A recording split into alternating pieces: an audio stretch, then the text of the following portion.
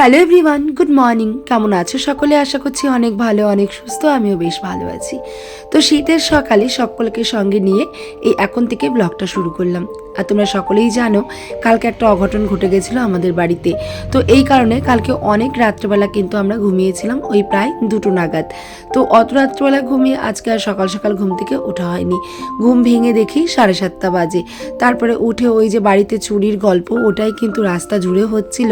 তো ওখানে আজকে বেশ কিছুটা সময় চলে গেছিল। তো এই কারণে বাসি কাজকর্ম তোমাদের সঙ্গে কিছুই শেয়ার করা হলো না। সরাসরি একদম স্নান সেরে রান্নাঘর থেকে তোমাদের সঙ্গে ভিডিওটা শুরু করলাম। আর এত কনকনে ঠান্ডা পড়েছে, ঠান্ডায় তো আর কিছুই ভালো লাগছে না। চারিদিকে কুয়াশায় কিচ্ছু দেখা যাচ্ছে না। কালকে রাত থেকে প্রায় বৃষ্টির মতো কুয়াশা। তো এখনো কিন্তু কুয়াশা সারেনি। সকালবেলা একটু মনে হলো যে না, আজকে একটু রোদ উঠবে, কিন্তু যত বেলা হচ্ছে তত যেন আরো অন্ধকার হয়ে আসছে। আর শুনছি আরো নাকি বেশি বৃষ্টি ঠান্ডা পড়বে। তো বিগত কয়েক বছরের মধ্যে হয়তো এরকম ঠান্ডা অনেক দিন যাবৎ পড়ে না, অনেক বছর পরেই কিন্তু এরকম ঠান্ডাটা পড়লো। তবে এরকম ঠান্ডা যদি বেশিরভাগ আর কিছুদিন পরে, হয়তো বয়স্ক মানুষদের ভীষণ পরিমাণ কষ্ট হবে। আর যারা স্টেশনে থাকে, যাদের কাঁথা কম্বল কিছুই নেই, শুধু চিন্তা করি যে তাদের অবস্থাটা কি হচ্ছে, তারা কিভাবে এই শীতটাকে কাটাচ্ছে, সারাদিন যেমন তেমন রাতটা কি করে কাটাচ্ছে তারা। এইটা আমি মাঝে মাঝেই মনে মনে ভাবি। তো যাই হোক, সকালে চাটা করে নিলাম, চা করে সবাইকে দিয়ে দিলাম। আর কালকের কিছু বাসি রুটি ছিল, ওই চোর চোর করে কিন্তু কালকে রুটিগুলো আর খাওয়া হয়নি। রুটি বেশ অনেকগুলো পড়েই ছিল, আর সিমুইও ছিল এক বাটি। তো বাবু ওটা খেয়েছিল, অনেক একটা রুটি দিয়ে সিমুই খেয়েছিল, আর তোমার দাদা ভাই আর শাশুড়ি মাকেও চা আর রুটি দিয়ে দিয়েছিলাম। সকালে ওই টিফিনটা করে আজকে বাবু স্কুলে ভর্তি হওয়ার ডেট ছিল, তো ওর বাবাই নিয়ে গেছে ওকে। ও চলে গেছে স্কুলে ভর্তি হতে। আর এদিকে কিন্তু আমি ভাতটা চাপিয়ে দিয়েছি, একদিকে ভাত, একদিকে কিন্তু বেগুন পোড়া দিয়ে দিয়েছি। আর যেহেতু আজকে একটুখানি দেরি করে উঠেছি, সেহেতু কিন্তু আমার আর আজকে মাছটা নেওয়া হয়নি।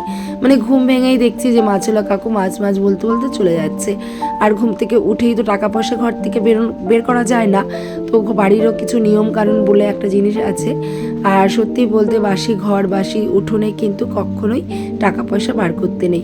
অন্তত বাসি ঘরটা ঝাড় দিয়ে, দুয়ারে গোড়ায় জল দিয়ে তারপরে কিন্তু টাকা পয়সা বার করতে হয়। তো আজকে মনে মনে ভাবলাম যাই হোক, মাছ চলে গেছে, চলে যাক। তো যা আছে ঘরের সবজিপাতি সেটাই আজকে রান্না করে নেবো, কারণ ডাল সবজি সব কিছুই কিন্তু ঘরে অ্যাভেলেবেল রয়েছে। যদিও আজকে ঘুম থেকে উঠতে দেরি হয়ে গেছে, কিন্তু সংসারের কাজগুলো দেরি করে করলে চলবে না। তাই ওই সামনের ঘরটা ঝাড় দিয়ে, উঠোন মুঠোন ঝাড় দিয়ে, দুয়ারে জল দিয়ে স্নান করে নিয়েছিলাম। আর এই ঘরটা, রান্নাঘরটা কিন্তু পুরোটাই বাকি ছিল। চা বসিয়ে রান্নাঘরটা ঝাড় দিয়েছিলাম। এখন কিন্তু ভাত আর বেগুন পোড়াটা বসিয়ে আমি কিন্তু ওই পাশের ঘরটাকেও ঝাড় দিয়ে নিয়েছি। আর এখন দেখো আজকে রান্না করব আর কি ফুলকপি। কালকে ওই বাড়ির পরের থেকে আমরা বেশিরভাগ সবজি এখন বাজার করি, তো ফুলকপি নিয়েছিলাম। আর ফুলকপির দামটা জানো তো এবছর একদমই কমলো না। ওই সিমের দামটা একটু কমেছে, আর বেগুনের দামটা একটু কমেছে। তবে টমেটো, ফুলকপি এইসবের দাম কিন্তু এখনও আকাশ ছোঁয়া। টমেটো তো পুরো একদম 100 টাকা 80 টাকা এরকম কিলো।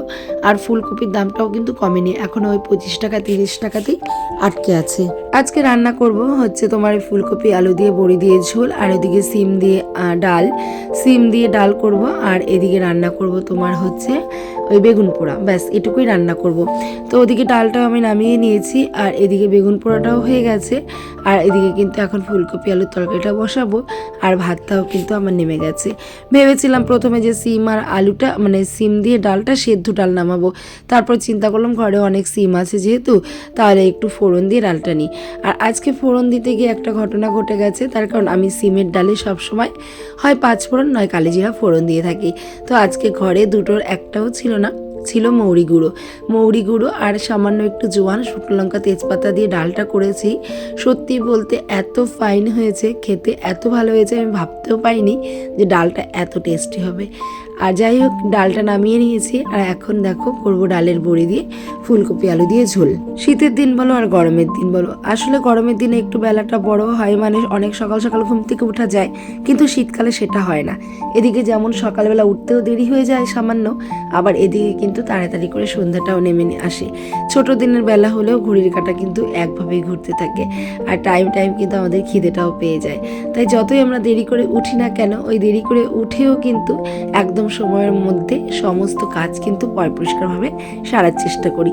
তবে হ্যাঁ, পরিস্থিতির চাপে পড়ে হয়তো কখনো কখনো এদিক ওদিক হয়ে যায়, তবে সবসময় চেষ্টা করি অন্তত টাইমটাকে মেনটেন করে সংসারের কাজগুলোকে অন্তত পরিষ্কার পরিচ্ছন্নভাবে করার চেষ্টা করি, যতই ছোট দিনের বেলা হোক না কেন।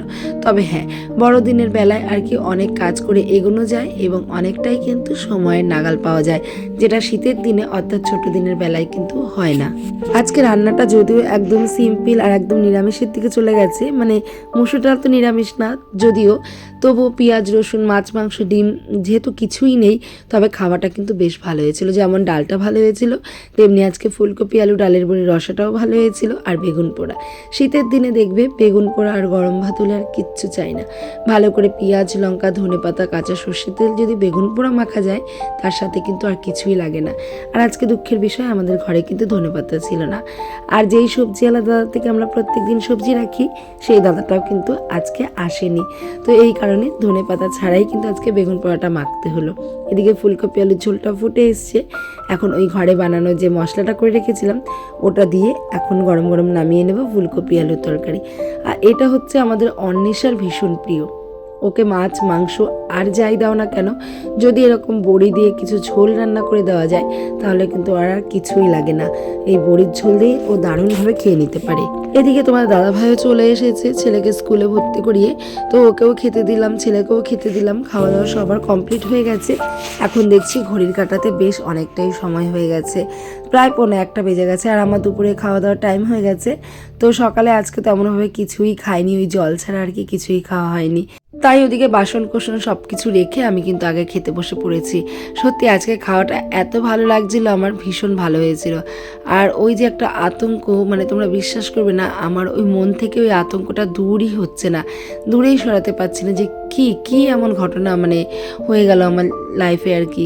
মানে কত বড় সর্বনাশ আর কি আমাদের হতে পারতো, যেটা ভগবান সহায় ছিল বলে হয়তো হয়নি।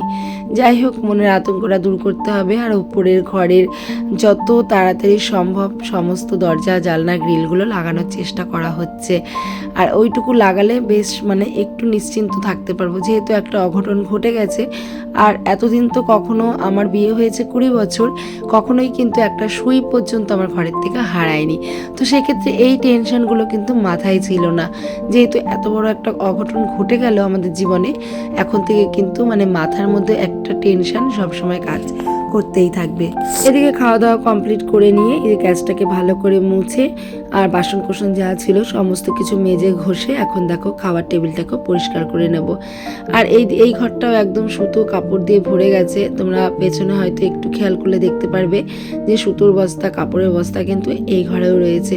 ওপরের ঘরটা কমপ্লিট না হওয়া পর্যন্ত কিন্তু আমাদের এই ঘরগুলো মানে পরিষ্কার করতে আমি পারছি না। যাই হোক, খুব সহজেই হয়তো খুব তাড়াতাড়ি ইচ্ছা আছে করে ফেলার, তো করে ফেললে হয়তো আমি একটু শান্তি পাবো। যেহেতু একটা বিছানায় সবাই মিলে ঘুমাচ্ছি, এক ঘরেই থাকা খাওয়া সব কিছু হচ্ছে, তো আমাদের কিন্তু অনেকটাই সমস্যা হচ্ছে। এদিকে ভাত টাত খেয়ে 1 গ্লাস লেবু জল করে খেয়ে নিলাম। আর লেবু জলটা তোমরা কখনোই আর কি, আমার নিজের অভিজ্ঞতা থেকে বলছি, ওই গরম জলে কিন্তু কখনোই লেবু জলটা খাওয়া উচিত নয়, কারণ লেবুর মধ্যে থাকে ভিটামিন সি। আর ভিটামিন সি সবসময় গরম জিনিসে পড়লে তার গুণাগুণ কিন্তু পুরোটাই নষ্ট হয়ে যায়। আর যাদের গ্যাসের প্রবলেম অ্যাসিডিটির প্রবলেম আছে, তারা যদি মানে খাবার পরে ঠান্ডা জলে একটু লেবু চিপে খেতে পারো, তাহলে কিন্তু ওই খাবার দাবারগুলো হজম হয়ে যায় আর গ্যাসের সম্ভাবনাটা কিন্তু একদমই থাকে না। তো যাই হোক, কথায় আছে যে রাধে সে কিন্তু চুলো বাঁধে। আমি যেমন সংসারে কাজকর্ম করতে পারি, তেমনি কিন্তু তোমার দাদাভাইয়ের সঙ্গে হেল্প করতে পারি, তেমনি কিন্তু সাজুগুজুও করতে পারি। মানে সাজুগুজু করি বলে যে আমি সংসারে কাজ করতে পারি না বা অন্যরকম কোনো কাজ করতে পারি না, এটা কিন্তু একদমই নয়। তো তোমার দাদাভাইয়ের সঙ্গে কাপড় চোপড় গুছিয়ে একদম গুনে বস্তা করে দিলাম, সেটা তোমার দাদাভাই মালিক বাড়ি নিয়ে চলে গেল। আর সত্যি এত ঠান্ডায় আমার হাত পা পুরো জমে গেছিলো, তাই এই কারণে একটুখানি লেপের তলায় কিন্তু শুয়েছিলাম। আর এখন সন্ধ্যা হয়ে গেছে, দেখো সন্ধ্যাবাতিটাও দিয়ে নিচ্ছি। মানে সত্যি কতদিন যে হলো আমি ঘরে প্রদীপ ধূপ জ্বালাই না ঠিক মতো, ভগবানের সেবা পুজো কিছুই দিতে পারি না। আমার মনটা মাঝে মাঝে এত খারাপ লাগে, একদমই ভালো লাগে না, কিন্তু কিচ্ছু করার নেই, পরিস্থিতি আমাকে এখানে দাঁড় করিয়েছে। চলো তাহলে ভালো করে সন্ধ্যাটা দিয়ে একটুখানি কাশি ঘন্টা বাজিয়ে নিই।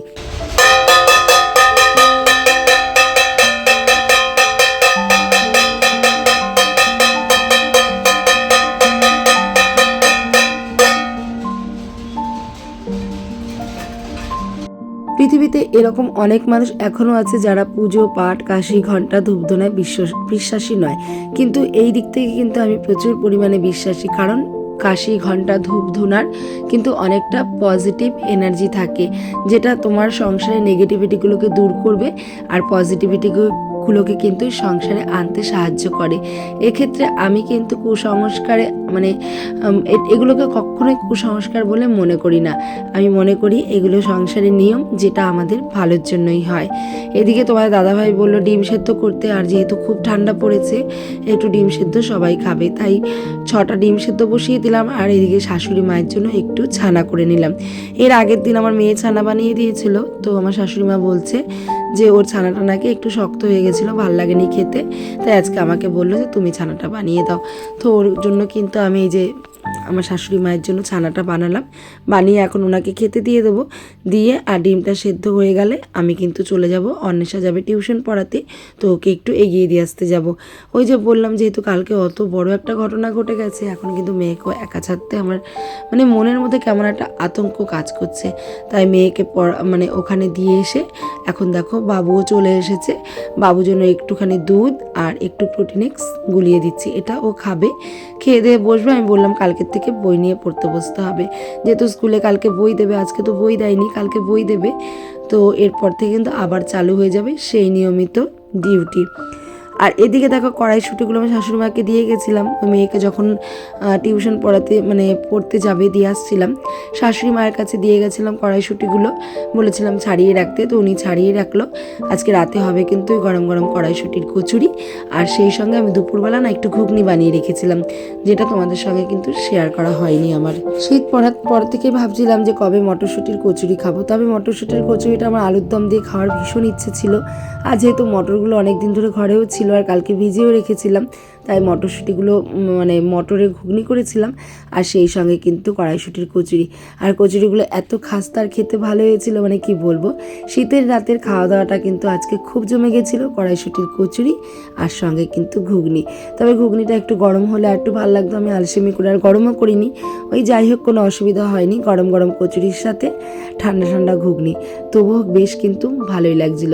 তো সবাই মিলে একসাথে আজকে শীতের রাতের খাওয়া দাওয়াটা একদম জমিয়ে দিয়েছিলাম। তো চলো আজকের ভিডিওটি এই পর্যন্তই রাখছি, যদি কিছু ভুল ত্রুটি হয়ে থাকে তাহলে একদম ক্ষমা সুন্দর দৃষ্টিতে দেখে মার্জনা করে দিও।